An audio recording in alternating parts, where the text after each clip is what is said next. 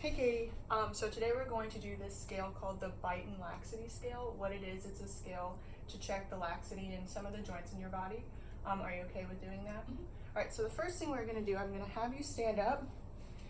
I'll demonstrate first. So what you're gonna do is you're gonna keep your knees straight as possible, just bending at your waist and your hips, and you're gonna try to put your palms flat on the floor. Okay. All right, good. Your fingertips touch, but not your palms. Okay. All right, so now we're gonna come down to the floor and we're gonna test the laxity at your knee joint. Okay. So what I'm gonna do, I'm gonna grab the goni and I'm just going to lift, start with your right foot and I'm gonna lift that off the ground. Good, just relax for me. That seems to be at 0 degrees of extension. I'm gonna look at the left one as well. Good. They both look the same, so I'm just gonna do a quick little measurement with the goniometer on the left one as I put your foot on my foot. And good, with your knee joint, you're about 0 degrees of extension, which is normal. So now what we're gonna do is we're gonna test the laxity at your elbow joint. So what I want you to do is I want you to straighten both of your elbows out.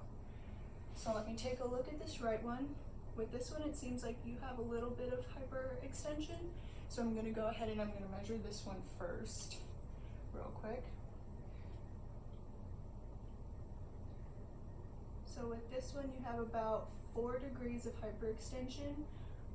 For this scale, you have to pass 10 degrees of hyperextension for it to be considered super lax. So that's good, and it's about the same on the other side. So I'm gonna come around and test this one as well. As I scooch.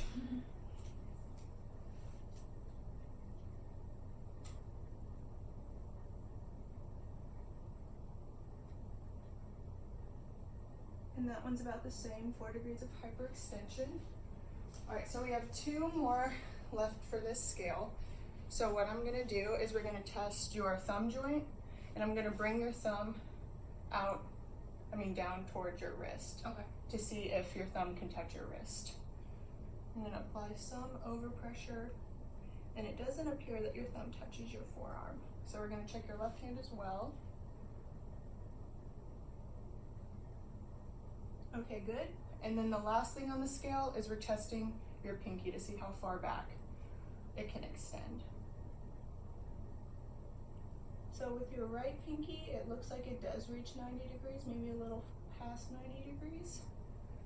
And then with your left, I would say the same, it reaches about 9 degrees as well. So I would give you a point for each of those.